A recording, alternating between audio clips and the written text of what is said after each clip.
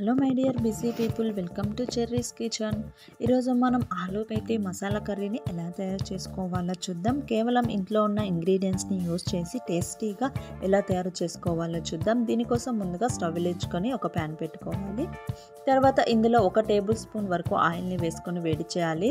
ఇందులోనే 1 స్పూన్ ఆవాలు, కొంచెం కరివేపాకు వేసుకొని వేడి చేయాలి. తర్వాత ఇంట్లో అవైలబుల్లో ఉన్న స్పైసెస్ని తీసుకొని ఇందులో వేసుకొని ఒకసారి బాగా మిక్స్ చేసుకోవాలి. తర్వాత 1 కప్పు వరకు ఆనియన్స్ని కూడా వేసుకొని ఒకసారి బాగా ఫ్రై చేసుకోవాలి.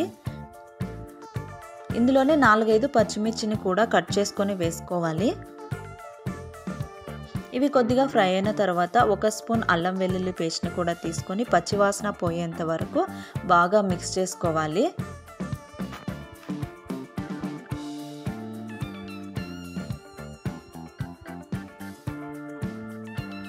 తర్వాత మనం సన్నగా తరిగిన మెంతాకులను కూడా తీసుకొని ఇందులో వేసుకోవాలి. 1 కప్పు వరకు ఉంటుందండి. తర్వాత ఒకసారి బాగా కలుపుకోవాలి.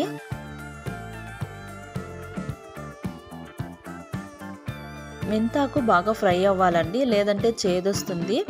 ఇలా ఆయిల్లో బాగా ఫ్రై అయిన తర్వాత 1 కప్పు వరకు ఆలూను కూడా తీసుకోవాలి.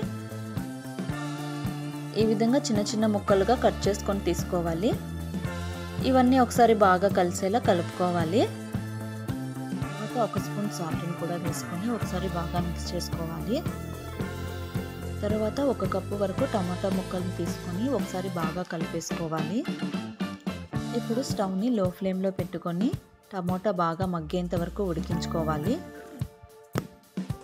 చూసారు కదా, ఈ విధంగా టమాటా బాగా మగ్గిపోవాలి. తర్వాత 1 టేబుల్ స్పూన్ వరకు కారం తీసుకోవాలి. కొంచెం పసుపు, 1.5 టేబుల్ స్పూన్ ధనియాల పౌడర్ని కూడా తీసుకోవాలి. 1 స్పూన్ గరం మసాలాను కూడా యాడ్ చేసుకోవాలి. ఇవన్నీ ఒకసారి బాగా కలిసేలా కలుపుకోవాలి. ఇప్పుడు 2 గ్లాసుల వరకు వాటర్ని తీసుకొని ఇందులో వేసుకొని బాగా ఉడికించుకోవాలి.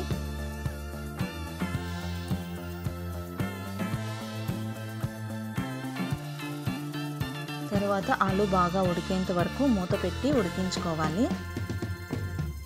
మధ్య మధ్యలో ఇలా కలుపుకుంటూ ఉడికించుకోవాలి. చూడండి, కన్సిస్టెన్సీ అనేది ఇలా థిక్గా వస్తుంది. ఇప్పుడు మనం సన్నగా తరిగి పెట్టుకున్న కొత్తిమీరను కూడా చల్లుకొని ఒకసారి బాగా కలిపేసుకోవాలి. అంతేనండి, ఇలా సింపుల్గా ఆలూ మేతి మసాలా కర్రీని తయారు చేసుకోవచ్చు. ఇది అన్నం, చపాతీ, రోటీ ఇలా ఎందులోకైనా చాలా అంటే చాలా బాగుంటుంది. ఎలాంటి క్రీమ్లు అవసరం లేకుండా సింపుల్గా తయారు చేసుకోవచ్చు.